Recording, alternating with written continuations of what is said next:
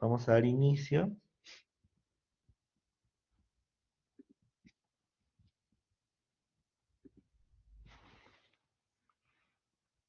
Muy bien, cuando hablamos de patologías de piso pélvico, ¿se puede escuchar el audio? Vamos a ver, no me están escuchando. Sí, doctor. Sí se puede Sí, escuchar. Sí, doctor. Buenas noches. Sí se le escucha bien. hola, ¿qué tal, David? Ya, muy bien. Ven las diapositivas, ¿no? Sí, doctor. Ya, muy bien. Entonces, cuando hablamos de patología de piso pélvico, nos referimos a un área de la ginecología. La ginecología tiene, digamos, subáreas o subespecialidades destinadas a ciertas patologías. Tenemos patologías de piso pélvico, tenemos oncoginecología, ginecología endoscópica, ¿no? Reproducción humana. Entonces, son áreas de la ginecología que van yéndose, especializándose en cierta área.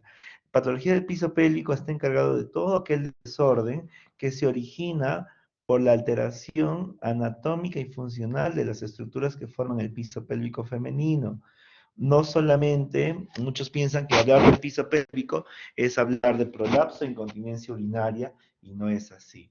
Como vamos a ver más adelante, las alteraciones de este equilibrio anatómico que debería existir siempre, va a dar, va a conllevar a la aparición de varias sintomatologías, y ese es uno de los objetivos de esta teoría, que puedan identificar, asociar la sintomatología clínica de la paciente con la alteración anatómica que se está produciendo. Y quizá ya un poco orientarse a qué tipo de tratamiento vamos a hacer, ¿no? Entonces, cuando hablamos de patologías de piso pélvico, como les mencionaba, una de las sintomatologías que manifiesta la paciente es la protuberancia genital. Ese es el síntoma, ¿no? El síntoma es la protuberancia genital, em, que se traduce como un prolapso de órganos pélvicos. Entonces, puede protruir a través del canal vaginal, puede protruir cualquier órgano que se encuentre aledaño al canal vaginal. Entonces, en posición anatómica, nosotros podemos dividir la vagina como un espacio virtual que se hace real durante las relaciones, se hace real durante el parto, pero es una cavidad virtual que se va a hacer real en ciertas oportunidades, y vamos a tener que tiene un compartimento anterior, un compartimento posterior y un compartimento apical. Vamos a activar el láser, ¿no? Entonces, este es el canal vaginal de una paciente en bipedestación. Entonces, tenemos el canal vaginal, tenemos el compartimento anterior, el compartimento posterior y el compartimento apical. Esta es la topografía básica que debemos de tener. Luego vamos a utilizar otras terminologías que nos van a hacer mención justamente a las áreas del piso pélvico. Dame un segundo que la computadora está por... Dame un segundo.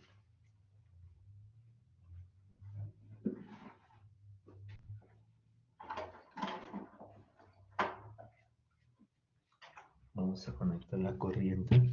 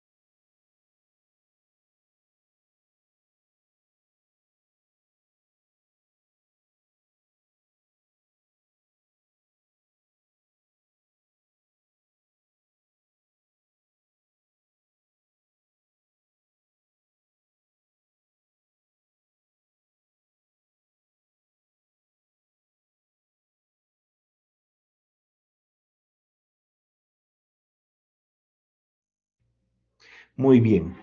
Entonces mencionábamos que el canal vaginal va a tener estructuras o órganos vecinos aledaños que en ciertas, cuando hay debilidad de las estructuras anatómicas, va a haber una protrusión a través del introito vaginal, produciéndose así eh, los prolapsos de órganos pélvicos, que es una de las sintomatologías de los trastornos de piso pélvico. Cuando hablamos del compartimento anterior, vamos a tener en mente que en la parte anterior de la vagina se va a encontrar la uretra. ¿Dónde está? Ahora sí. Vamos a tener la uretra, que mide en promedio de una mujer 3 centímetros.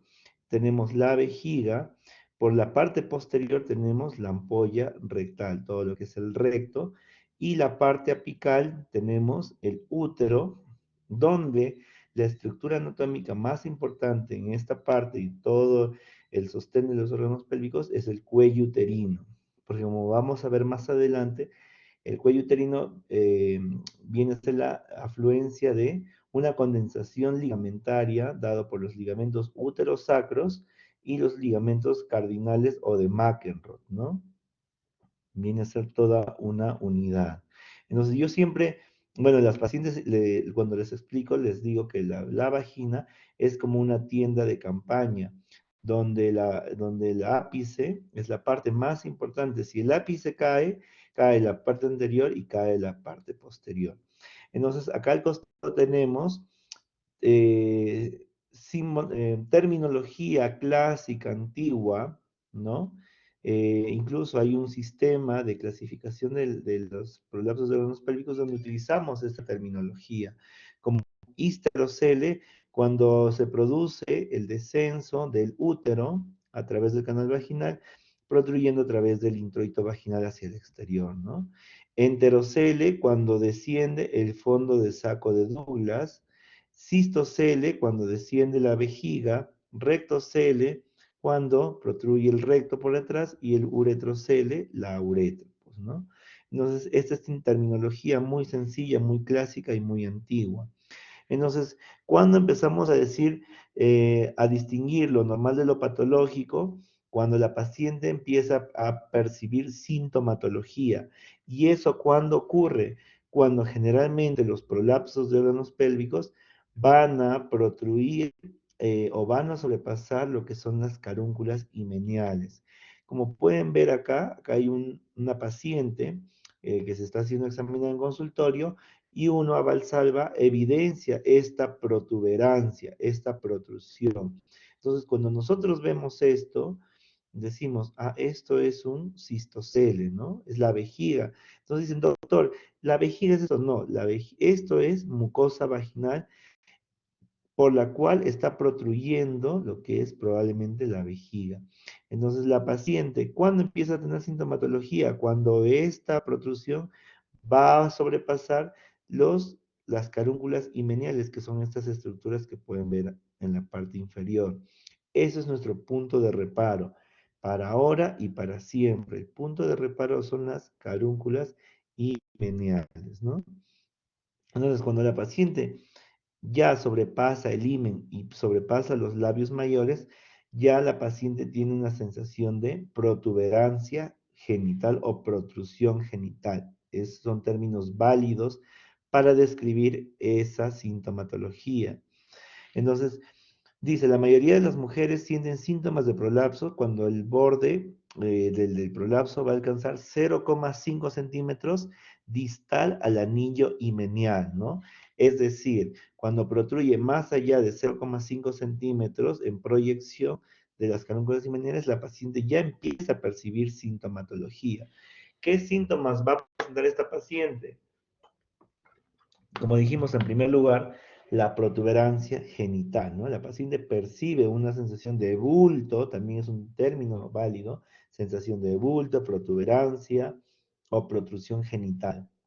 Puede haber problemas de disfunción sexual, amplitud vaginal, baja de sensibilidad durante las relaciones, escapes de aire durante las relaciones.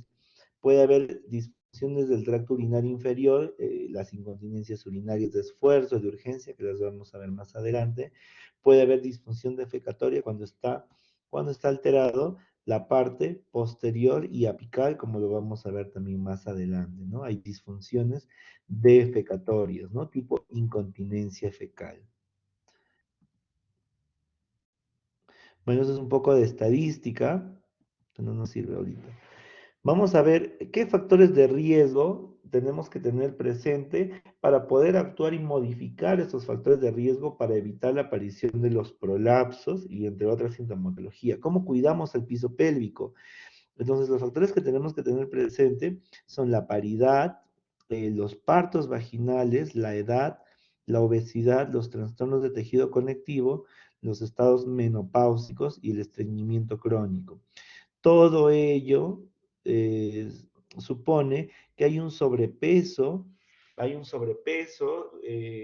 la mujer en bipedestación que va a recaer sobre las estructuras del piso pélvico, específicamente sobre el músculo elevador del ano y las fascias, ¿no?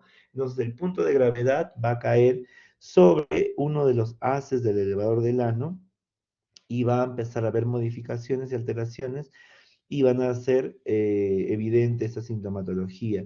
En cuanto al tipo de parto, si bien es cierto, el parto vaginal altera sobre todo la parte externa, la parte del periné, pero también produce modificaciones el mismo hecho de estar gestando, ¿no? Tener un peso, yo siempre digo a las pacientes, tener un peso por más de 9 meses que no lo pueden dejar de lado, va a tener repercusión sobre las estructuras anatómicas del piso pélvico. A mayor edad, y es más, en estados postmenopáusicos, las mujeres ya tienen menos niveles de estrógeno que van a hacer que pierdan la elasticidad de los tejidos, los ligamentos, fascias, músculos, la obesidad también por sobrepeso, trastornos del tejido conectivo que producen alteraciones en pacientes incluso que no han tenido embarazos, ¿no? Y el estreñimiento crónico, ya dijimos que todo lo que produzca aumento de la presión intraabdominal, por aumento o exceso de peso, o estreñimiento o estornudo crónico, van a producir estas alteraciones. Entonces, eso todavía no. Vamos a seguir. Entonces, lo primero que tienen que tener presente es recordar la anatomía, como a nosotros nos han enseñado, rescatar las estructuras anatómicas. Acuérdense que la pelvis está formada por eh, conjunto de huesos, músculos, ligamentos, fascias, que ahora vamos a tener que repasar porque las alteraciones se dan a ese nivel. Y cuando nosotros reparamos los prolapsos, lo que vamos a reparar justamente en su mayoría son las fascias. Fascias y ligamentos que en su mayoría a veces no tenemos presente o no tenemos en mente cuando mencionamos el piso pélvico. Entonces, cada estructura anatómica tiene una función, como por ejemplo la ligamentaria tiene la función de suspensión, la fascia tiene de cohesión y la muscular de sostén, ¿no? Esto buscamos que tenga un equilibrio periperianal normal para que no ocurra ninguna sintomatología. Ahora estamos mencionando mucho el tema de prolapso, pero ya dijimos que hay otra sintomatología que puede aparecer. Entonces, vamos a manera de repaso, vemos que la pelvis está formada por la pelvis ósea, tenemos los huesos ilíacos y el sacro, y los huesos ilíacos a su vez se dividen en el ilion, el isquion y el pubis, ¿no? Entonces recordamos un poco de anatomía, los huesos ilíacos junto con el sacro y el coxis forman la parte ósea de la pelvis, ¿no? En cuanto a los ligamentos son estas condensaciones de las fascias. Dentro de las principales tenemos el ligamento sacrociático mayor, ¿no? Los ligamentos obturadores, ¿no? En-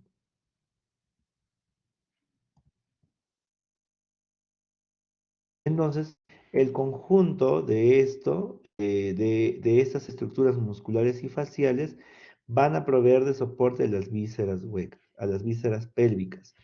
Entonces, decimos también que estos problemas se dan por un tema de evolución.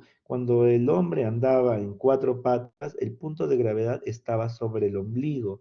Entonces, de tal forma que cuando vamos evolucionando, cuando ya encontramos la bipedestación, justamente el punto de gravedad va a caer sobre la pelvis y específicamente sobre el componente muscular. Hablamos del componente muscular eh, formado por el elevador del ano y los músculos coxígeos. El elevador del ano es aquel que tiene mayor funcionabilidad a través de sus tres haces, ¿no? El iliocoxigio o llamado plató del elevador, que es justamente el punto de gravedad cuando hay sobrepeso, en maniobras de Valsalva, va a recaer sobre el plató del elevador o iliocoxigio. El pubo coxigio o llamado pubo visceral va a tener tres haces, el pubo vaginal, el pubo perineal y el pubo anal. ¿Qué importancia tiene conocer este músculo? El pubo visceral es aquel que se desgarra durante el expulsivo, el expulsivo de la cabeza al momento del nacimiento, ¿no? Y el pubo rectal. Otra de las características es cuando nosotros mandamos a hacer ejercicios Kegel a las pacientes de contraer y soltar la pelvis, sirve para fortalecer justamente el pubo visceral. Entonces, esos son los tres elementos del elevador del ano, siempre tienen que tenerlo presente. Entonces, la función de los músculos es mantener las vísceras pélvicas en posición, ofrecer resistencia al aumento de la presión intraabdominal, ya sea por maniobra de Valsalva o aumento del peso, ¿no? Durante los esfuerzos de tensión y el pujo, ¿no? Posee una acción esfinteriana importante en la unión anorrectal sobre la uretra en condiciones de esfuerzo y mantiene el tono vaginal. Entonces, esas son las funciones de la parte muscular. Ahora, la parte facial, como les mencionaba, es importante acordarnos o tener presente la fascia endopélvica, es aquella que recubre todas esas estructuras sobre la cara interna y es justamente la que va a dar soporte o sostén a todas las estructuras. Digamos, haciendo una analogía a lo que es la fascia de los rectos, ¿no? A nivel abdominal. Sabemos que cuando vamos a reparar hernias o eventaciones, lo que hacemos es recuperar o reparar la fascia de los rectos. De la misma manera, a nivel del piso pélvico tenemos la fascia endopélvica. Esta va a recubrir la parte muscular y se va a dividir en dos. Se va a dividir en la hoja anterior y la hoja posterior. Acá en el dibujo podemos ver el número 1 viene a ser la fascia endopélvica, la hoja anterior, que va a ir desde el pubis, se va a proyectar hacia el anillo pericervical y los ligamentos de McEnroe, ¿no? Esta es la fascia endopélvica, la hoja anterior, conocida también como pubo vésico cervical, porque justamente va a unir va desde el pubis hasta el anillo cervical, pero va a servir de sostén a la vejiga y la uretra, ¿no? Por eso la fascia endopélvica hoja anterior también es conocida como la fascia pubo-vésico-cervical. La hoja posterior se va a proyectar hacia atrás y hacia abajo, hacia el tabique recto vaginal. Por eso es que esa es la otra hoja, la hoja posterior o conocida como el tabique recto vaginal, que viene a ser una condensación, ¿no?, de tejido conectivo. En las partes laterales tenemos los arcos tendíneos, ¿no? Entonces, la fascia endopélvica inicia en el pubis, lateralmente se inserta en los arcos tendíneos y a nivel apical se insertan en el cervical y los ligamentos de McEnroe. Y la hoja posterior se va a proyectar hacia el tabique recto vaginal. Entonces, cuando hay defecto de esta fascia pubo-vésico-cervical, se van a producir lo que se llaman los cistoceles. Ahí ya tenemos un defecto. Podemos tener defectos de tipo central o tenemos defectos laterales.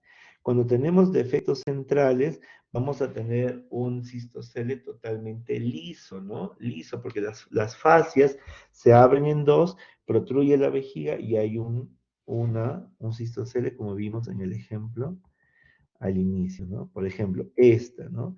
Este es un cistocele totalmente liso. ¿Qué es lo que pasó? El defecto, al ser central, las fases se van lateralmente y lo que nosotros vamos a ver es la parte lisa, ¿no? Entonces, el otro defecto es el defecto lateral o paravaginal, ¿no?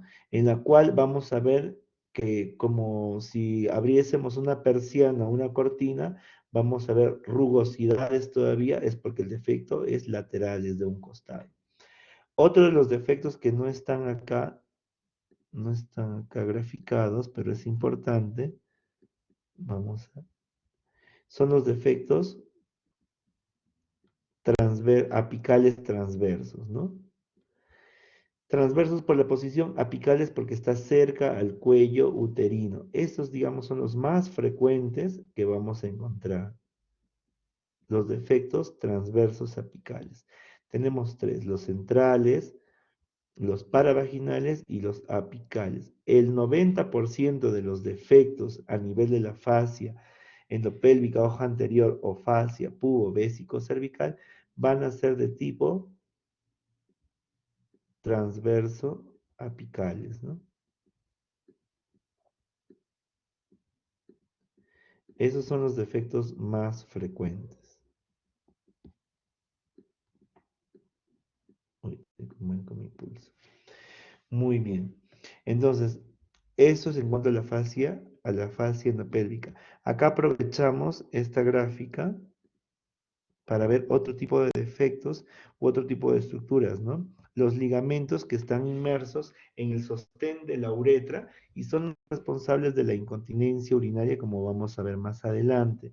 Estos son los ligamentos pubo-uretrales, que vienen a ser radiales, y los uretropélvicos, que vienen a ser como una maca a conectar entre ambos ligamentos, ¿no? Entonces, los uretropélvicos vienen a ser esas estructuras anaranjadas que sirve como sostén a la uretra, y justamente este es el defecto que se desarrolla cuando hay incontinencias urinarias. Hay defectos a nivel de estos ligamentos, ¿no? Entonces, cuando hablemos de incontinencia urinaria de esfuerzo, claramente nos vamos a referir a la debilidad o a la sobredistensión o a la laceración de estos ligamentos. Como dijimos, acá tenemos graficado también otra vez las fascias, ¿no? La fascia endopélvica anterior y la fascia endopélvica posterior, que se va a proyectar sobre el tabique recto vaginal, ¿no? Entonces, la proyección de la hoja posterior se proyecta en la parte posterior sobre el tabique recto vaginal, que también tiene sus defectos, igual se tendrá central, tendrá lateral y tendrá el transverso apical. Por ejemplo, acá pueden ver que hay un defecto transverso apical porque se acerca al cuello uterino y justamente ha sido reparado, ¿no? Estas estructuras corresponden a los puntos que realizamos para corregir ese defecto. Otros ligamentos que tenemos que tener presentes son los ligamentos, ya mencionamos los ligamentos cardinales o de McEnroe y los uretrosacros, ¿no? Que son estos de acá. Estos ligamentos van a confluir sobre el cuello uterino y van a formar el famoso anillo pericervical, que va a ser el sostén de todas las estructuras y es la estructura más importante del piso pélvico. Como les mencionaba, la vagina está suspendida como una tienda de campaña en el anillo pericervical, ¿no? El anillo pericervical, que viene a ser la condensación del cuello uterino con los ligamentos de McEnroe y los ligamentos útero-sacro. Por eso es que cuando nosotros hacemos histerectomías y sacamos el cuello uterino, la vagina tiene que queda suspendida a los remanentes de estos ligamentos. Entonces acá empieza ya la cúpula. La cúpula vaginal queda suspendida a los ligamentos de McEnroe y a los remanentes de los ligamentos uterosacros. Entonces, Esa es la importancia de estos ligamentos, ¿no? Forman lo que se llama el anillo pericervical. Y los ligamentos pubocervicales que ya mencionamos a nivel del pubis y la uretra, los puburetrales y los uretropélvicos, ¿no? Bueno, acá están los otros dos ligamentos que mencionamos. Los puboretrales y los uretropélvicos, que vienen a ser como una especie de hamaca entre los dos ligamentos, ¿no? Más o menos es esto, los dos ligamentos puboretrales y los uretropélvicos vienen a ser como una especie de hamaca a lo que es la uretra femenina, ¿no? Más o menos eso es lo que grafica. Entonces, cuando hablamos de incontinencia urinaria, ya sabemos que los defectos están en estos ligamentos. Y ahí vamos a orientar nuestro tratamiento para poder reparar y dar solución a la incontinencia urinaria de esfuerzo. Las estructuras del periné, tenemos que recordar los triángulos, el triángulo anterior sobre todo, que está formado por el transverso superficial, el bulbo, el bulbo cavernoso y el isquio cavernoso, ¿no? Forman el triángulo del periné anterior. El periné viene a ser esta zona, esta confluencia de los músculos por dentro, de los músculos elevadores del ano y también de los externos que acabamos de mencionar. Hay una confluencia entre el ano y la vagina, ¿no? Llamado el cuerpo perineal. El cuerpo perineal, por la parte externa, normalmente lo vemos como piel, pero por dentro viene a ser la confluencia y la condensación de todos estos músculos. Entonces, existen autores que clasifican de cierta manera por áreas, dándole importancia y dándole funcionabilidad a las estructuras las estructuras del piso pélvico para asociarlos a los defectos y la producción de prolapsos, ¿no? Entonces, uno de ellos es de Lance, ¿no? Este autor va a dividir en tres niveles las estructuras del piso pélvico. Entonces, y de acuerdo a eso, va a explicar el origen de lo que es solamente prolapsos, ¿no? Entonces, en el nivel 1 de Delancey, vamos a encontrar lo que dijimos, el complejo ligamentario cardinal útero-sacro. El nivel 1 corresponde a esta estructura, al complejo ligamentario, al anillo pericervical es el otro nombre que se conoce, ¿no?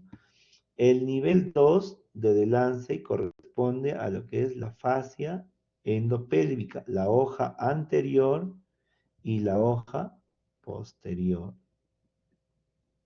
¿no? La hoja anterior y la hoja posterior. El nivel 3 va a referirse a lo que es el cuerpo perineal. Nuevamente repito, el nivel 1, la estructura que corresponde es el ligamento, el complejo ligamentario cardinal útero-sacro o anillo pericervical. Nivel 2 corresponde a la fascia endopélvica, la hoja anterior y la hoja posterior. Y el nivel 3 corresponde al cuerpo perineal. Entonces, de acuerdo a eso, a los niveles de Delancey, uno puede identificar qué tipo de prolapsos va a encontrar. Si tenemos el nivel 1, vamos a tener prolapsos de cúpula en casos de histerectomía o histeroceles en caso de la presencia del útero, ¿no? Ahí el defecto está, ya dijimos, en los ligamentos cardinales y uterosacros. En el nivel 2 vamos a encontrar defectos anteriores. Si es en la hoja anterior, se producirá los cistoceles. Si es en la hoja posterior, se producirá los rectoceles. Otra cosa que me olvidaba en el nivel 1, no solamente está el histerocele, sino también está el enterocele, ¿no? El fondo de saco de Douglas también está suspendido por esos ligamentos. Entonces volvemos al nivel 2. Si es hoja anterior será cistocele y hoja posterior será rectocele. Y en nivel 3 encontraremos los uretroceles por la debilidad en la parte anterior vamos a encontrar la debilidad de los ligamentos uretropélvicos y puburetrales, y en la posterior el cuerpo perineal, ¿no? Vamos a encontrar acá los desgarros perineales. Sin embargo, hay otro autor, Petros, que nos propone la teoría integral, en la cual, y este cuadro sí es pregunta de examen, en la cual ya no nos va a clasificar en nivel 1, nivel 2, nivel 3 como de lance. Siempre que se refieren a piso pélvico, siempre van a escuchar, ¿no? Nivel 1 de lance, nivel 2, nivel 3 de lance, y lo que ustedes tienen que asociar es que cada nivel tiene una estructura que compromete. Y esa estructura me da una sintomatología que para el lance lo que más desarrolla son los prolapsos uterinos los prolapsos vaginales. Sin embargo, para Petros, él va a clasificar en tres zonas, y cada zona va a corresponder a sintomatología. Como pueden ver, hay incontinencia urinaria de esfuerzo, puede haber cistoceles, rectoceles, prolapsos apicales o uterinos, pero además también hay otra serie de sintomatología, como temas de llenado anormal, síntomas de frecuencia y urgencia miccional, nicturia más de 2 veces levantarse por la noche, incontinencia fecal, obstrucción fecal, dolor incluso, dolor pélvico, ¿no? Entonces ya él va a asociar esta sintomatología con alteraciones de las zonas que él propone, ¿no? Petros propone zonas en las cuales también se van a familiarizar. Si ya están familiarizados con el lance, más o menos se van a orientar. En la zona anterior, ¿qué es lo que encontramos en la zona anterior? Vamos a encontrar los ligamentos pubouretrales, ¿no? Los ligamentos pubouretrales que van a ser una especie de hamaca, ¿no? La teoría de la hamaca, en la cual ya dijimos que sirve de sostén para la uretra, por eso es de que en su mayoría, si hay alteraciones de la zona anterior, es decir, en los ligamentos puburetrales, en su mayoría la sintomatología va a ser incontinencia urinaria de estrés. Sin embargo, puede haber otra sintomatología como llenado anormal, síntomas de frecuencia urgencia, pero en menor porcentaje. También puede haber incontinencia fecal, ¿no? En la zona media, esta es la zona media. ¿Qué es lo que tenemos en la zona media? Tenemos el arco tendíneo con la fascia endopélvica, ¿no? La fascia endopélvica, la hoja anterior, la pubo vésico cervical, que es la hoja anterior, y el anillo pericervical, ¿no? Solo el anillo pericervical. Y acá están las siglas, ¿no? Entonces, ¿qué sintomatología vamos a tener? Claramente, si está alterada la fascia endopélvica, la hoja anterior, vamos a tener cistocele, ¿no? Vamos a tener cistocele. Si está alterado el anillo pericervical, también puede haber prolapsos uterinos o apicales, pero en menor porcentaje. Puede haber problemas de llenado, de vaciamiento, frecuencia y de urgencia. También puede haber nocturia. Puede haber incontinencia urinaria de esfuerzo, pero en menor porcentaje, casi mínimo, ¿no? Incontinencia fecal. Ahora, en la zona posterior, ¿qué vamos a encontrar? Vamos a encontrar los ligamentos uterosacros, ¿no? Los ligamentos uterosacros, la fascia rectovaginal, es decir, la hoja posterior de la fascia endopélvica y el cuerpo perineal, ¿no? Entonces, ¿qué vamos a encontrar? Vamos a encontrar rectocele, porque está afectada la fascia posterior de la fascia endopélvica. Ya dijimos que los ligamentos uterosacros junto con los cardinales van a producir los prolapsos apicales y uterinos, pero también tenemos nicturia, podemos tener incontinencia fecal, y lo que sí es, digamos, exclusivo de esta zona es el dolor pélvico. Para nosotros los ginecólogos, el dolor pélvico es como un dolor de cabeza, ¿no? Porque tiene más de 50, no sé, diagnósticos diferenciales. A veces ni siquiera damos con el diagnóstico, la paciente simplemente viene por dolor pélvico. Entonces, y siempre se ha creído que los prolapsos vaginales no duelen, ¿no? Cistocele no duele, uretrocele no duele, rectocele no duele. Pero sí, cuando hay alteración, sobre todo de la zona posterior, cuando hay histerocele, sí hay dolor. ¿Por qué? Porque hay una elongación de los ligamentos uterosacros. Y estos ligamentos tienen la inervación del útero a través de los ganglios de Frankenhauser, que dan la inervación al útero. Que justamente cuando nosotros hacemos procedimientos como un AMEU, hacemos un bloqueo de estos ganglios para disminuir el dolor en esos procedimientos.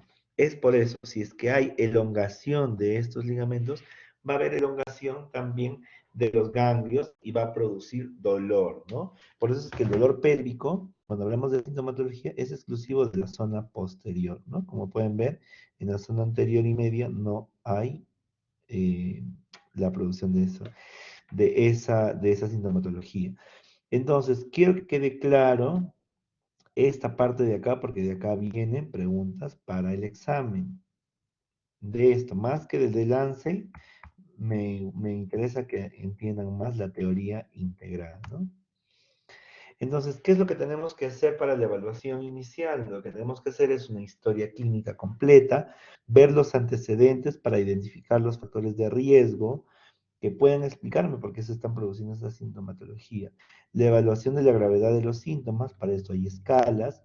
El examen físico, que es muy importante, ¿por qué? Porque de esto va a depender justamente la gravedad, ¿no? La gravedad. Vamos a estadificar, a través del examen físico, vamos a estadificar qué grado de prolapso tenemos, ¿no? Para justamente planificar el tratamiento que en su mayoría es quirúrgico. Entonces, en la historia clínica tenemos que registrar los antecedentes, como les mencionaba, y durante el examen físico vamos a evidenciar, ¿no? Y eso es lo que les decía. Por ejemplo, esta paciente tiene un cistocele, ¿no? Esta es la uretra. Ya sabemos que ese es el meato uretral, pero la uretra mide 3 centímetros, ¿no? Más o menos hasta acá, 3 centímetros. Todo esto corresponde a la vejiga, ¿no? A la vejiga, de la misma manera acá. Meato uretral, más o menos la uretra está así 3 centímetros y todo esto corresponde al cistocele. Ahora, hay diferentes formas de clasificar, principalmente dos, ¿no? Esa es la historia de cómo buscan clasificar los prolapsos de órganos pélvicos. Entonces, lo que más se utilizaba clásicamente es esta clasificación, la de Baden. La de Baden tiene 6 dígitos. Tiene 6 dígitos, las cuales van a hacer mención a cada órgano que esté involucrado. El primer dígito va a ser el uretrocele. El segundo dígito, el cistocele. El tercer dígito, el histerocele. El cuarto dígito, el enterocele. El quinto dígito, el rectocele. Y el último van a ser los desgarros perineales, ¿no? Entonces, esa es una clasificación antigua, no estandarizada y es muy subjetiva, ¿no? Era muy observador dependiente, porque para mí puede ser grado 1, para mi compañera puede ser grado 2, en la cual el punto de reparo era el orificio vaginal. El punto de reparo, si las estructuras llegaban hasta el orificio vaginal, se decía que era un grado 2. Si pasaba del orificio vaginal, ya era grado 3. Si estaba por encima de las espinas ciáticas, era grado 1. Y si ya salía, digamos, la versión completa, era el grado 4, ¿no? Entonces, era muy activa, muy operador dependiente, observador dependiente, perdón. Entonces, para eso, luego de los consensos de las sociedades internacionales, por ejemplo, esa es la Sociedad Internacional de la Continencia, esta es la UGA, ¿no? Propusieron este sistema de cuantificación que es el POP-Q, ¿no? El prolapso de órganos pélvicos cuantitativo, que es decir, que vamos a coger una regla o un metro, un centímetro, para poder medir a qué distancia se va a encontrar cada prolapso, ¿no? Y ahí ya no es el punto de reparo del orificio vaginal, que era bien subjetivo. Acá el punto de reparo es el anillo himenial. Ese es el punto de reparo. Para este PopQ lo vamos a estratificar en 4 etapas o 4 estadios. Estadio 1, estadio 2, estadio 3 y estadio 4, donde el estadio 3 y 4 es quirúrgico y el 1 y 2 es conservador, ¿no? Más adelante vamos a ver cómo vamos a desarrollar. Entonces, lo que les decía, ¿no? El BADEM, incluso algunos hospitales todavía lo utilizan. En mi hospital también hay algunos doctores que todavía se han quedado con la clasificación porque es más práctico para ellos, no necesitan un metro. Pero nosotros ya hemos mandado a hacer unas paletas de metal con centímetros para poder realizar el POQ en consultorio. Entonces, el sistema Baden, como les mencionaba, van a tener 6 dígitos. Y cada dígito va a corresponder a un órgano en especial, ¿no? Los dos primeros corresponden al segmento anterior de la vagina, los del medio de la apical y los dos últimos al segmento posterior, ¿no? Como les mencionaba, acá utilizamos la terminología clásica que les mencionaba en las primeras diapositivas. Es decir, el primer dígito va a hacer mención al uretrocele, el segundo cistocele, el tercero al histerocele, el cuarto al enterocele, rectocele y desgarro perineal. En los exámenes actuales, incluso del ENAM, incluso de la residencia, ya no toman en cuenta esta clasificación. Sin embargo, de todas maneras se las presento. Lo que actualmente utilizan. Oye, y esta era la clasificación, ¿no? Grado 1, 0, 1, 2, 3 y 4. 0 cuando no hay ausencia de prolapso, cuando hay ausencia de prolapso. Grado 1 cuando llega hasta la mitad superior de la vagina. El grado 2 pasa la mitad superior, pero no pasa la entrada de la vagina. El 3 cuando ya sobrepasa la entrada de la vagina y el 4 cuando hay una versión vaginal completa. Sin embargo, ya lo que actualmente se debe utilizar, utilizamos y se debe utilizar es la cuantificación de prolapsos de órganos pélvicos, que es el famoso POP-Q, ¿no? Desde el año 96. Siempre van a escuchar cuál es el POP-Q de la paciente y en qué consiste.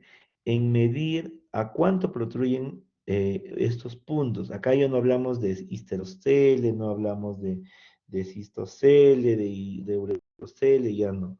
Hablamos de puntos, ¿no? Y cada punto tiene una definición. En total son 9 puntos vaginales que tenemos que tener presente. Dos anteriores, algo parecido al Baden, ¿no? Dos anteriores, dos posteriores, dos apicales, ¿no? Y dos frontales y un total. Entonces, vamos a ver. Creo que acá vamos explicando cada uno. Sí. Entonces, de los cuales vamos a tener que los frontales, estos de acá, y la longitud total de vagina son puntos estáticos. ¿Qué quiere decir? Son puntos que nosotros vamos a medir con la paciente en reposo. La longitud total de la vagina va a ser desde el himen hasta el fondo de saco de Douglas posterior. Vamos a medir a la paciente en reposo. Y si tenemos una paciente con prolapso total, hay que reducir para poder medirlo, ¿no? En promedio, la longitud total de la vagina en las mujeres es de 8 centímetros aproximadamente. Puede ser 7, puede ser 9, puede ser 10. En promedio es 8 centímetros. Entonces medimos la longitud de la vagina y luego medimos los dos frontales que son el hiato genital y el cuerpo perineal, ¿no? Que son estas dos estructuras. Entonces, las tres medidas, las tres distancias medidas, las dos frontales, son en reposo en centímetros, ¿no? Entonces decimos que el hiato genital, que es este de acá, va a ser medido desde la uretra hasta la comisura posterior de la vagina, la horquilla posterior, ¿no? Y el cuerpo perineal va a ser medido desde la horquilla posterior hasta la mitad del ano, ¿no? Hasta la mitad del ano. Ese es el cuerpo perineal. Y la longitud de vagina ya dijimos que es desde el himen hasta el fondo de saco de Douglas. Entonces, esas son medidas estáticas que lo vamos a tomar a la paciente en reposo. Una vez que hemos hecho eso, le pedimos a la paciente que puje, que puje. ¿Para qué? Para medir los otros puntos, los 6 puntos dinámicos. ¿Cuáles son esos? Empezamos. En la parte anterior tenemos el AA. La primera es con mayúscula y la segunda es con minúscula, haciendo mención al lado, ¿no? La minúscula es la anterior. Entonces, AA se refiere de la entrada de la vagina 3 centímetros hacia adentro.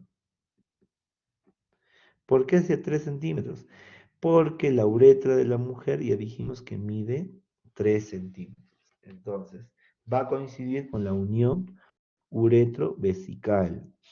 Entonces, el primer punto es del meato uretral hacia el interior de la vagina 3 centímetros, tenemos el punto AA. El punto C hace mención a la ubicación del labio anterior del cuello uterino. Y tenemos el punto del medio, el BA. El BA va a ser el punto entre el AA y el punto C, la parte que más va a prolapsarse en la luz de la vagina. En modo de espejo en la parte posterior empezamos desde la comisura, 3 centímetros adentro tenemos el punto AP, que viene a ser la unión anorrectal, correspondiente a la unión anorrectal. El punto D, el punto D hace mención al fondo de saco de Douglas, que en reposo claramente va a ser igual a la longitud total de la vagina, ¿no? Pero eso es una vez que puje el paciente. Entonces, y el punto BP va a ser el punto que más se va a prolapsar hacia la luz vaginal entre el AP y el punto D. ¿No? Como ven, los puntos del medio es entre el AA y el C, y el posterior entre el AP y el punto D. Todo esto para llenar una tabla de triple entrada, en la cual vamos a ubicar la parte anterior, la parte posterior y la parte apical, el C y el punto D, ¿no? Dentro de los cuales las superiores son dinámicas y estas de acá son estáticas, ¿no? Dijimos que eso se mide en reposo. Al ser en reposo, cuando nosotros coloquemos los números, no van a tener simbología. En cambio, la parte anterior, sí, si todo lo que sobrepase al himen, todo lo que esté por fuera del himen, va a tener valor por centímetros en positivo. Y todo lo que está hacia adentro del himen va a tener signo negativo. Es decir, cuando nosotros llenemos acá los números, por ejemplo, 3 centímetros y yo pongo un negativo, quiere decir que el punto AA está a menos 3 centímetros del meato uretral, ¿no? Perdón, por dentro del introito vaginal. Si esto fuera positivo, quiere decir que el AA está 3 centímetros por fuera del introito vaginal, ¿no? Igual acá vamos a tener simbología, más, puede haber menos. Igual con la parte posterior también van a tener números con simbologías de acuerdo a las medidas que hagamos. Las que no van a tener simbología son las partes estáticas, ¿no? Entonces, todo este chamullo para estadificar estadio 0, 1, 2, 3 y 4, lo vamos a simplificar de la siguiente manera. Nosotros tenemos esto, hacemos una línea donde 0 ya sabemos que corresponde al himen, Entonces vamos a tener en centímetros. Si estamos por dentro será menos 1, será menos 2, será menos 3, y así sucesivamente. De la misma manera, por fuera del himen, más uno, más 2, más 3, más 4, más 5, más 6, más 7 y más 8, ¿no? Por ejemplo, vamos a poner acá para que se guíe. 1 más 1, más 2. Entonces, cuando queremos saber en qué estadio se encuentran los prolapsos, una vez que tengamos estas medidas, vamos a extrapolar a esta tabla. Entonces, decimos, si el prolapso se encuentra entre más 1 y menos 1, el grado de prolapso va a ser 2. Siempre, para todas las pacientes, para todos los prolapsos. Si el prolapso se encuentra dentro de menos 2, será grado 1, ¿no? Menos 2, menos 3, menos 4. ¿Y qué pasa con el grado 3 y con el grado 4? Claramente a partir de más 2 en adelante va a ser grado 3. ¿Pero hasta dónde? Para eso, lo primero que cuando ustedes estén pasando visita o quieran resolver una pregunta de examen para saber qué grado de prolapso tiene la pregunta de examen, lo primero que tienen que preguntar y saber es cuál es la longitud total de la vagina. ¿Por qué? Porque esta longitud total de vagina nos va a distinguir entre el grado 3 y el grado 4. Porque como se pueden dar cuenta, el grado 2 y el grado 1 siempre va a ser lo mismo. Menos 1 más 1, grado 2. Lo que está por dentro de menos 1, grado 1. Entonces, teniendo la longitud total de la vagina, por ejemplo, digamos que sea 8, ¿no? 8.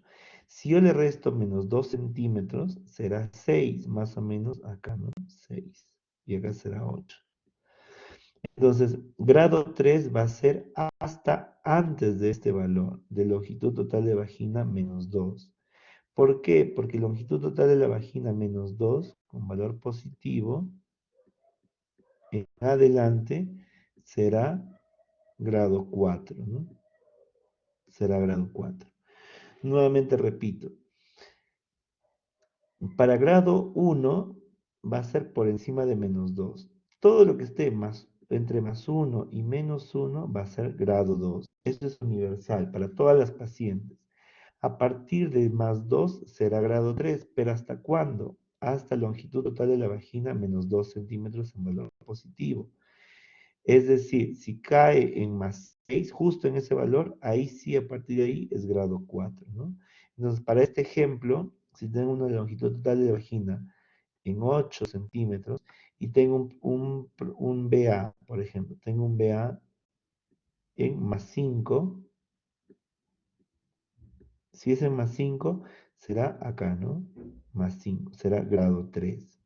Si el BA fuera más 6, y coincide justo en este valor, que es longitud total de vagina menos 2, coincide en ese valor, ya es grado 4, ¿no? Ahí en adelante es grado 4. Acá vamos a ver algunas gráficas, cómo hacemos las mediciones y cómo vamos llenando, ¿no? Perdón. Entonces, vamos llenando primero el punto del hiato genital, ¿no? Las siglas son H, G. El hiato genital dijimos desde la uretra hasta la comisura posterior. Tenemos 4 centímetros. Entonces acá va un 4. Como es un punto estático, no tiene símbolo, no tiene ni más, no tiene menos. Esto no corresponde. Solo está 4, ¿no? 4. Luego seguimos, el cuerpo perineal, medimos desde la comisura posterior hasta una línea imaginaria que atraviese el ano. Hasta ahí tenemos 3 centímetros, ¿no? Entonces tenemos 3, cuerpo perineal. Y la longitud total de la vagina. Colocamos nuestra paleta hasta el fondo del saco y vemos es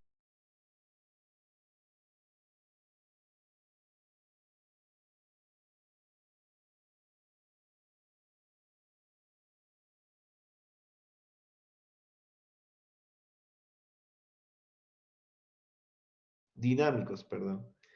El punto C hace mención al labio anterior, ¿no? Al labio anterior del cérvix. Si la paciente tiene una longitud total de la vagina, entonces para medir el C, lo que yo voy a hacer es que la paciente puje. Puje, señora, puje. Acá la paciente está pujando. Entonces tenemos el himen y el cuello uterino. Entonces el cuello uterino, con la paciente en pujo, en valsalva, está a 8 centímetros por dentro de la vagina, no protruye. Entonces, por lo tanto, nuestro punto C será 8 con valor negativo, porque la paciente está pujando, pero no sale, ¿no? El D, igualito, ¿no? El fondo de saco de duda. Señora, puje y no mueve la paleta, entonces se queda en 9 centímetros, no avanza. Entonces será 9 con valor negativo. Ahora veamos los puntos AA y BA.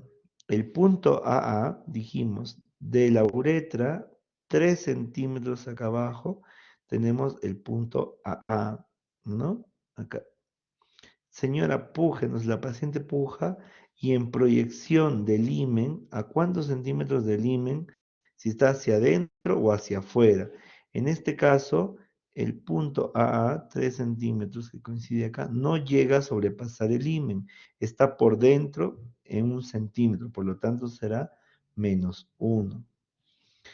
Ahora dijimos, entre el cuello uterino y el AA, lo que más protruye en este caso va a ser este de acá, el cistocele, tampoco llega a pasar las carúnculas himeneales. Por lo tanto, según el ejemplo, están 2 centímetros por dentro, por lo tanto será -2 centímetros. Estamos hablando, esto ya, la parte superior para llenar es en base a la proyección. Si sale o no sale del himen. ¿A cuántos centímetros se encuentra del himen? ¿En salida o hacia adentro? Nuevamente el BA, ¿no? Acá estamos viendo cómo la señora puja, puja, puja, y la parte de la vejiga protruye hasta +2 centímetros, ¿no? Del himen. El himen se encuentra acá. Acá sería, claro, acá está +2. Este es +2, +3, +4 y +5. Entonces estamos hablando en proyección, de atrás hacia adelante, ¿no? En respecto al himen. Cero es en el himen. La señora va a pujar y se va a proyectar hasta 2 centímetros. Entonces, por lo tanto, será 2 centímetros con valor positivo. En la parte posterior, lo mismo, ¿no? Hacemos que puje la paciente en basal, decimos, de la comisura posterior hasta adentro, 3 centímetros. Señora, puja, la señora va a pujar y ese punto se va a desplazar hasta hacia 2 centímetros antes del himen. Por lo tanto, será -2. Y lo mismo con el BP, ¿no? La parte que más se va a protruir en la parte posterior, señora puja también, no llega hasta 2 centímetros antes del himen, entonces será valor negativo. De esa manera completamos esta tabla, que claramente para el examen no les van a preguntar cómo llenar, ¿no? Los que les van a preguntar ya les van a dar los valores y les van a preguntar qué grado de prolapso tiene esta paciente. Entonces, como les mencionaba, para querer saber qué grado de prolapso tiene, lo primero que yo debo fijarme es longitud total de la vagina. Si en la pregunta no viene ese valor, no se puede calcular. Si en la visita médica les preguntan qué grado de prolapso tiene esta paciente en cuerpo Q y no les dan la longitud, tienen que preguntar, ¿y cuál es la longitud total de la vagina? ¿No? Porque siempre los internos les preguntan, ¿no? Ya, ¿y cuál es el grado de prolapso? Pero si no te dan la longitud total de la vagina, tienes que preguntar. ¿Por qué? Porque en este caso que es 9,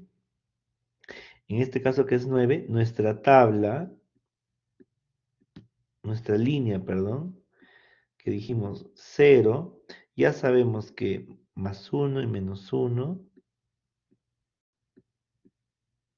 +1 y -1, siempre va a ser grado 2. Es más, si coincide uno de estos valores, es grado 2. Si está por dentro de -1, será grado 1. Ahora, para saber grado 3 y 4, tenemos que saber, si la longitud de la vagina es 9, nuestro punto de reparo será acá, -2 será 7, ¿no? valor positivo. Entonces, entre más 2 y más 6 será grado 3. Y si coincide en más 7 en adelante, será grado 4. Ahora, vamos a estadificar los puntos que tienen símbolos. Esos son los que estadificamos. Los estáticos no. Entonces, el A, punto A, ¿qué grado de prolapso tiene el punto A? Este de acá. Si es -1, será grado 2. El punto BA. El punto BA es -2 centímetros. ¿Dónde estará ubicado? Acá, ¿no? Entonces será grado 3. -8. Uy, -8 está por dentro. -8. Ese es el punto C. C es -8. Grado 1 es más 0 porque no tiene ni prolapso, ¿no? El punto AP. El punto AP, que es este de acá, -2. -2 es grado.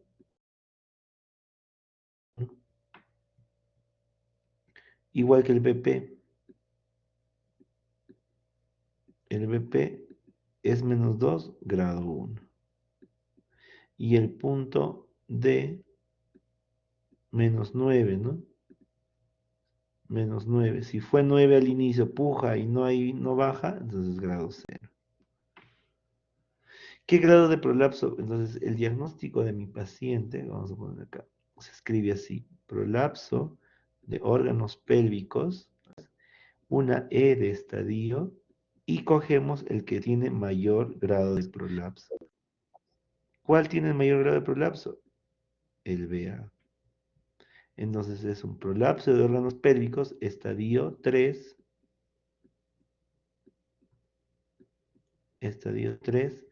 a predominio del BA. Ese es el diagnóstico, así se coloca en la historia clínica.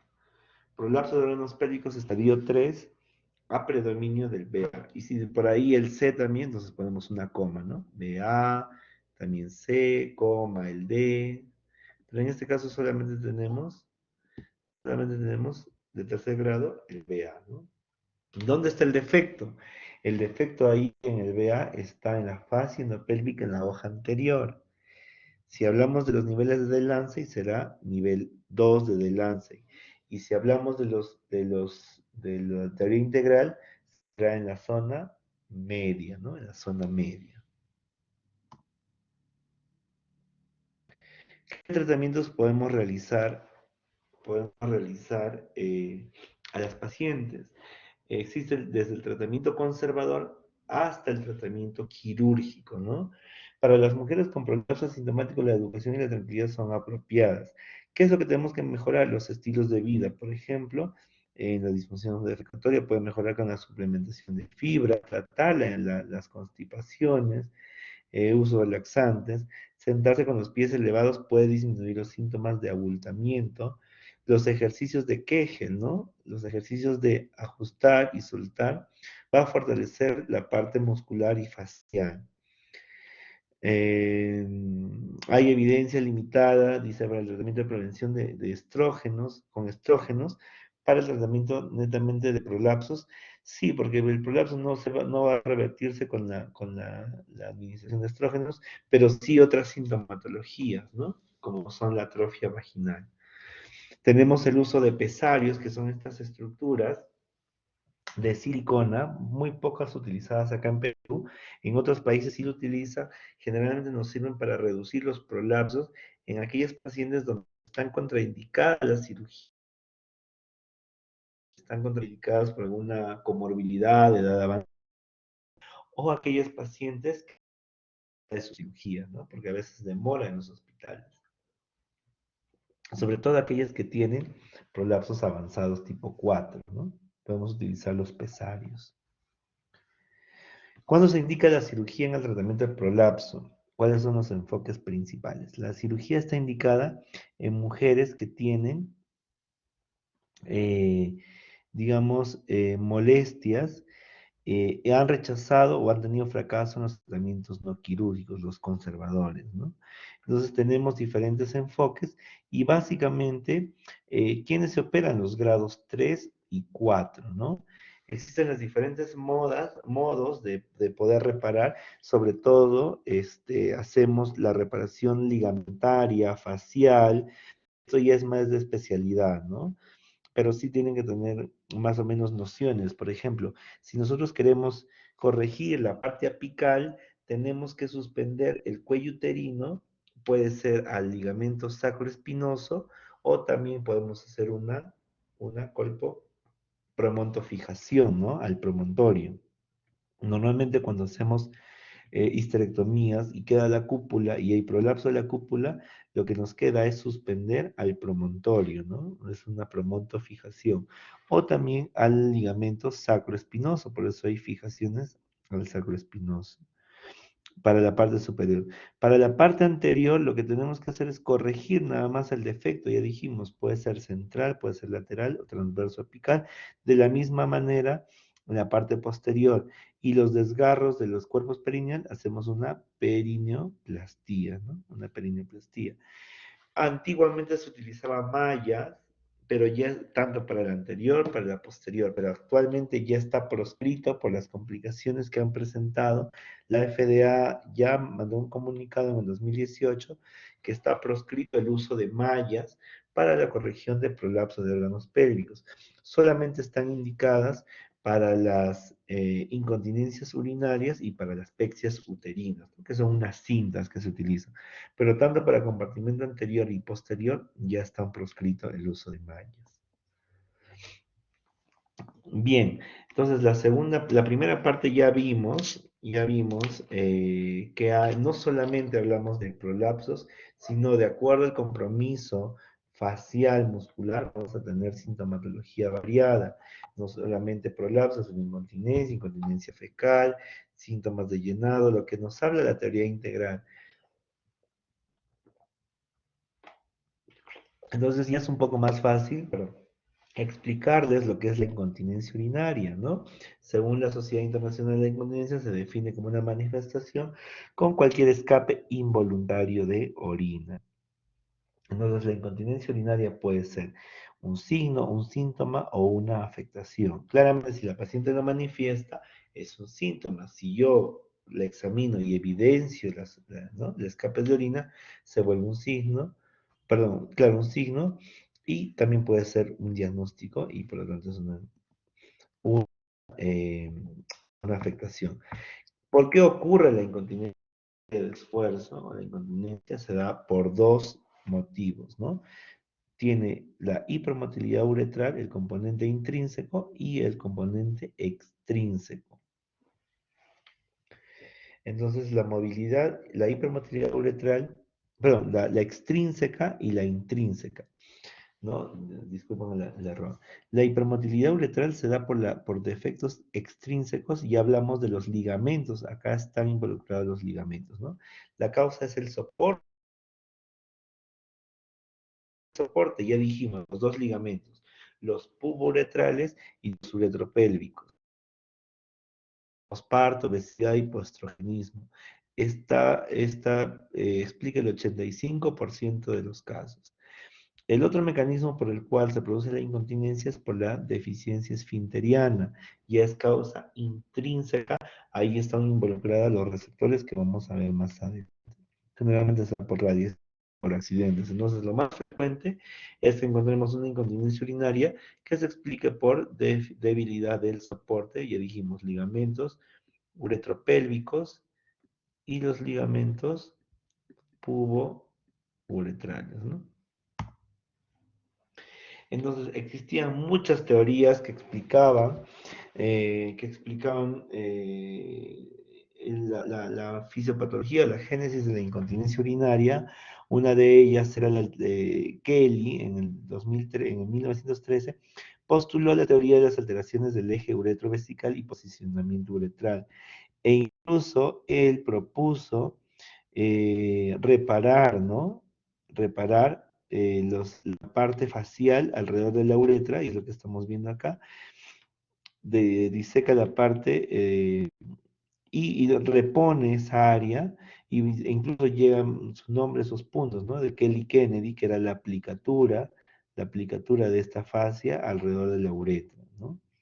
Porque decía que el defecto estaba a nivel del cuello vesical, como pueden ver acá, esta es fascia que corresponde a la parte de la vejiga. Teoría de las alteraciones de la transmisión de presiones también. Decía que en la cual la presión intraabdominal va a superar la presión que ejerce la uretra. La teoría de la disfunción esfinteriana, que es más la causa intrínseca, ya sabemos que no, ¿no? Acá está la deficiencia de la uretra intrínseca a nivel del esfínter. La teoría del Hamnock de la maca, en la cual ya empiezan a hablar sobre la fascia pubocervical o los ligamentos que están involucrados en esto, ¿no? Y actualmente lo que tenemos es lo que nos habla Petros a través de la teoría integral, que ya lo vimos en la primera parte, y nos habla de justamente la integridad de estos ligamentos, ¿no? De estos ligamentos que van a sostener la uretra. Entonces, hay todo un equilibrio en la teoría integral, sobre todo a nivel de los ligamentos pubouretrales, ¿no? Los pubouretrales que van a dar sostén a la uretra y los uretropélvicos. Todo esto está en relación con otras estructuras como el pubococcigio, ya dijimos, o el pubo visceral. Por eso es que los ejercicios de Kegel ayudan a reforzar estos haces, ¿no? Acá está la distribución de los haces. Tanto la porción anterior como la posterior, sobre todo la anterior, está involucrada en el soporte también de la uretra, por eso es que ayuda a corregir los ejercicios de Kegel, la incontinencia. Entonces, cuando preguntan en el examen qué estructura se ve reforzada con los ejercicios de Kegel, hablamos del músculo pubococcigio o pubo visceral, cualquiera de los dos nombres es lo mismo. Y hablábamos que en la parte de la incontinencia urinaria se encontraba en cualquiera de las tres zonas, principalmente en la zona anterior, donde están involucrados los ligamentos pubouretrales, ¿no? ¿Cómo hacemos el diagnóstico? El diagnóstico es netamente clínico. La incontinencia urinaria de esfuerzo es netamente clínico. Es decir, la paciente me manifiesta que tiene pérdidas involuntarias de orina al toser, estornudar, al levantar peso durante las relaciones sexuales. Vamos a hacer el diagnóstico de incontinencia urinaria de esfuerzo. Es más, viene la paciente a consulta, le pide que haga valsalva o que tosa, y si hay escapes de orina, se hará el diagnóstico clínico. El diagnóstico es clínico, ¿no?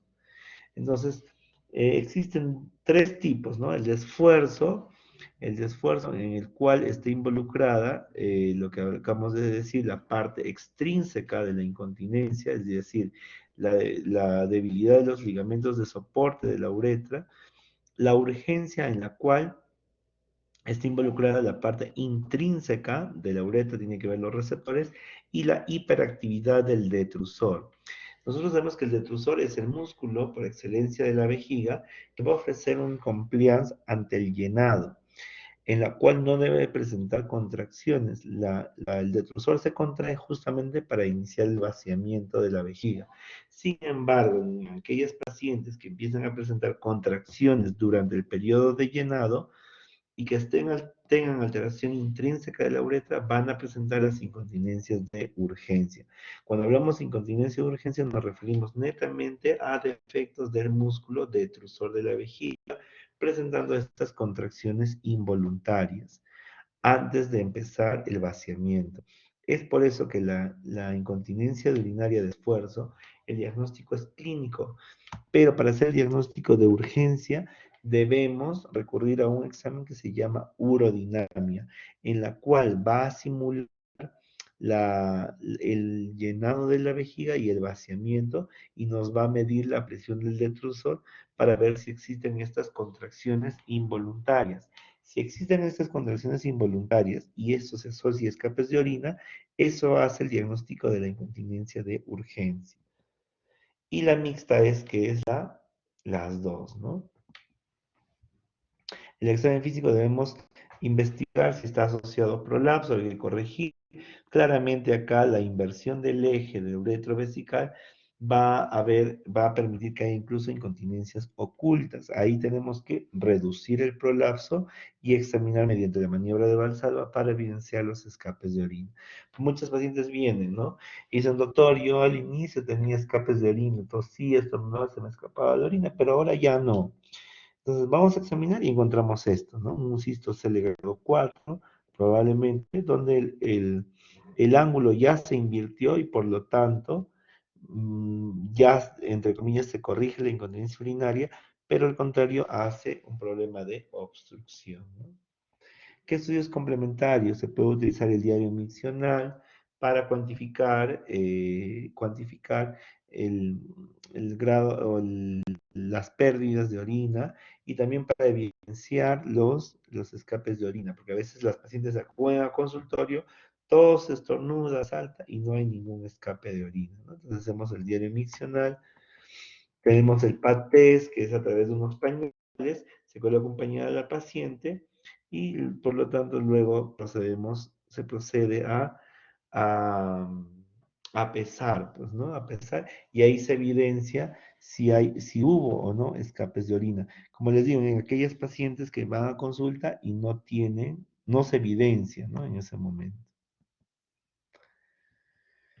El test del hisopo nos sirve para ver la hipermotilidad uretral. Se dice que se debe colocar un hisopo en la uretra, obviamente es un poco dolorosa, y pedimos a la paciente que haga Valsalva. La movilidad debe ser menos de 30 grados. Si es más de 30 grados, hablamos de una hipermotilidad uretral y por lo tanto el defecto estaría en el soporte uretral, ¿no? El test de urodinamia, como les mencionaba, se colocan catéteres a las pacientes a nivel vesical y a nivel rectal para hacer las comparaciones de presión. Evalúa la presión del detrusor, evalúa la presión de la vejiga, la presión intraabdominal y tenemos más o menos esta gráfica, ¿no? La presión vesical, la presión abdominal, la presión del detrusor, donde el detrusor no debe presentar ninguna contracción durante el periodo de llenado. Acá en esta parte ya es el periodo de vaciamiento. Entonces, durante el llenado, la presión del detrusor debe ser ascendente o continua, no debe haber contracciones durante el llenado. Cuando ya la paciente tiene deseos de miccionar, ya empieza a haber contracciones de parte del detrusor para proceder al vaciamiento. Entonces, ¿qué pasa si en la primera parte ya tenemos estas, ¿no? Estas contracciones? Esas son las llamadas contracciones no inhibidas, ¿no? Tenemos una vejiga hiperactiva, un detrusor hiperactivo que produce que se haya contracciones. Y si a esto durante el examen evidenciamos que la paciente se le escapa la orina, esto hace el diagnóstico de una incontinencia urinaria de urgencia, ¿no? Es por eso la importancia de la urodinamia en estos pacientes.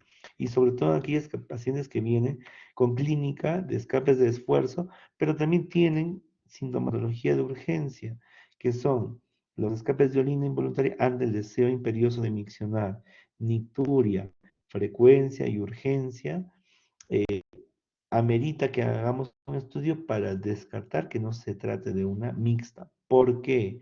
Porque el tratamiento es distinto. Ya dijimos que la incontinencia de esfuerzo, el tratamiento de esfuerzo, el defecto está en la hipermotilidad por el defecto en los ligamentos puboretrales y uretropélvicos. Entonces tenemos que corregir. ¿Con qué se corrige? Generalmente con una cinta, una malla que hace un neoligamento. Pero y el tratamiento de la incontinencia de urgencia para controlar estas tenemos que dar anticolinérgicos, el tratamiento es médico. ¿Qué pasa si yo tengo una paciente con incontinencia mixta sin estudio? Entonces yo le propongo, le opero, le pongo su malla, la paciente va a decir, doctor, yo me sigo miccionando cuando tengo ganas de ir al baño. Entonces, ¿por qué? Porque le faltaría completar el tratamiento para la urgencia, ¿no? Por eso es importante cuando tienen pacientes con síntomas de urgencia, hay que hacerle su urodinamia. ¿Cuál es el tratamiento? El manejo inicial, como ya mencionaba, los ejercicios de Kegel, ¿no? Dijimos que los ejercicios de Kegel es en contraer y soltar la musculatura del piso pélvico y refuerza el pubo visceral. Esa es pregunta de examen. ¿Qué músculo se ejercita con los ejercicios de Kegel? ¿El pubo visceral o el pubo coxígeo? Es lo mismo. Hay que corregir enfermedades subyacentes que pueden agravar los síntomas urinarios, el estreñimiento, hay que reducir la ingesta de cafeína, promover el ejercicio físico, pero no intenso, porque esto puede agravar la incontinencia urinaria, corregir la obesidad mediante las medidas dietéticas higiénicas para pérdida de peso, y también dejar de fumar, ¿no? Eso es para que recuerden el control, viene dado, viene dado la inervación de la vejiga y la fisiología de la micción por parte del hipogástrico, el simpático, y por parte del plexo pélvico, S2, S3, S4, para el detrusor, ¿no? El parasimpático. Y tenemos también inervación eh, voluntaria a través del pudendo para los esfínteres externos, ¿no? De la uretra. Los receptores, ¿no? Los receptores del detrusor, predominantemente colinérgicos, ¿no? Colinérgicos de tipo muscarínicos, ¿no? Colinérgicos. A nivel del esfínter uretral tenemos los receptores alfa, predominantemente alfa, a nivel del esfínter uretral, ¿no? A nivel del detrusor dijimos colinérgicos y también hay receptores beta. Y a nivel del esfínter uretral, receptores alfa. ¿Por qué? Porque de acuerdo a ello vamos a dar los tratamientos para la incontinencia de urgencia. El cuerpo vesical ya dijimos que tienen receptores colinérgicos, beta-adrenérgicos, el trígono alfa y el esfínter colinérgicos, ¿no? Entonces, esta es toda la gama de tratamientos. Sobre todo a predominio, lo primero que vamos, los de primera línea son los anticolinérgicos, ¿no? El tratamiento farmacológico de primera línea va a consistir en dar estrógenos vaginales, sobre todo en aquellas pacientes posmenopáusicas, ayuda a corregir el tema de la incontinencia de urgencia. Los anticolinérgicos o antimuscarínicos son los de primera línea para la incontinencia urinaria de esfuerzo. La más utilizada es la oxibutinina. La complicación es que la falta de adhesión al tratamiento porque produce sequedad vaginal, es uno de los efectos adversos, ¿no? Produce mucha sequedad. ¿Qué alternativas tenemos? Tenemos la tolterodina o la solifenacina, ¿no? La solifenacina es la alternativa para la incontinencia urinaria de urgencia. La duloxetina, que es un inhibidor de la represión presináptica de la serotonina y norepinefrina, es utilizada es un antidepresivo, es el único medicamento que está aprobada para el tema de incontinencia urinaria de esfuerzo, ¿no? ¿Por qué? Porque aumenta el tono y la contracción del esfínter estriado, ¿no? Del esfínter voluntario a nivel de la uretra. La dosis que se recomienda normalmente como antidepresivo es de 30 miligramos, pero acá utilizamos dosis alta, 40 miligramos cada 12 horas, ¿no? Mejora la incontinencia urinaria de esfuerzo en las mujeres. El tratamiento quirúrgico definitivo de la incontinencia urinaria de esfuerzo es la colocación de estas mallas de polipropileno. Son como unas cintas que se colocan con este tipo de agujas, se penetra a nivel de la ingle, se atraviesa debajo de la uretra, previa a una colpotomía, y se vuelve a salir por el otro lado. Entonces queda como una malla, ¿no? Queda como una maca, perdón, debajo de la uretra.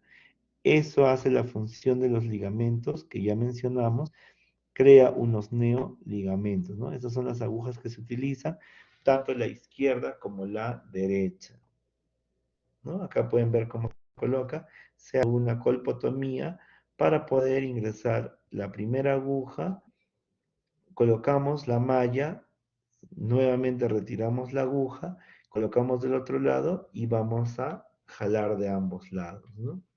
La malla queda en el medio. Acá hay un video.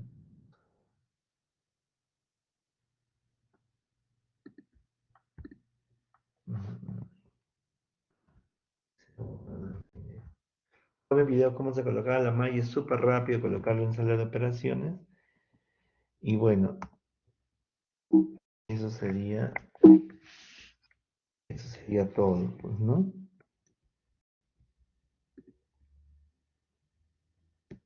Si tienen alguna pregunta, alguna consulta,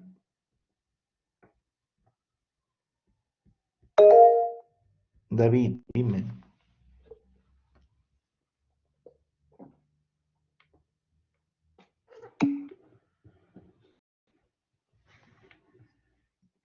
El tratamiento farmacológico se puede probar por 3 a 6 meses.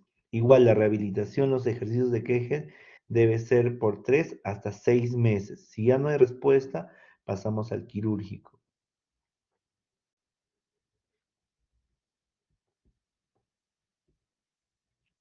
Gracias, doctor.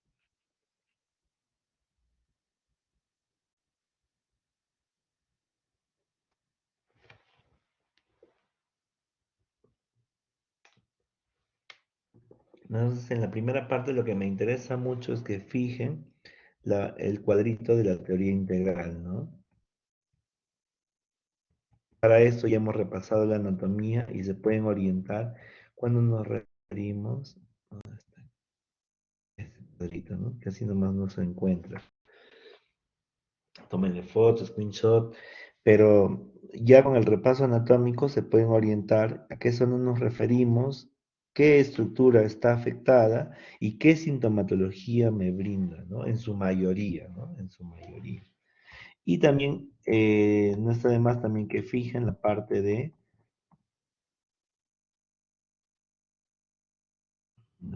esta, la de Lancet, ¿no? Que es la que más utilizo, o sea, más se menciona, y en preguntas de examen también viene, ¿no? El nivel de Delancey 1 corresponde a qué estructura, ¿no? Así vienen las preguntas facilitas. Para residentado incluso, ¿no? El nivel 2 de Delancey, a qué estructura, qué produce, ¿no? Pero la teoría integral es un poco más completa, ¿no? Que nos habla de mucho más sintomatología que el prolapso. Ahí también está involucrada la incontinencia urinaria de esfuerzo y todo. Eso es lo que más me interesa que fijen de toda la clase. Esto, porque el tratamiento lo ven los especialistas, pues, ¿no? Pero sí, sí es bueno que sepa. Lo primero que hacer, tratamiento conservador, tratamiento médico, farmacológico en algunos casos, porque en prolapsos no hay, pues, ¿no? No hay farmacológicos. Y ya se propone la cirugía. Ah, y también esto y la estadificación de los prolapsos. El POP-Q y la estadificación, ¿no? Lo que hicimos acá, el grado de prolapso, que también tienen práctica respecto a eso, entonces ahí van a hacer ejercicios, por lo menos con mi grupo vamos a hacer ejercicios con varios ejemplos, ¿no? Acá les he desarrollado uno, pero en práctica vamos a desarrollar con mucho más ejemplos para que puedan fijar mejor.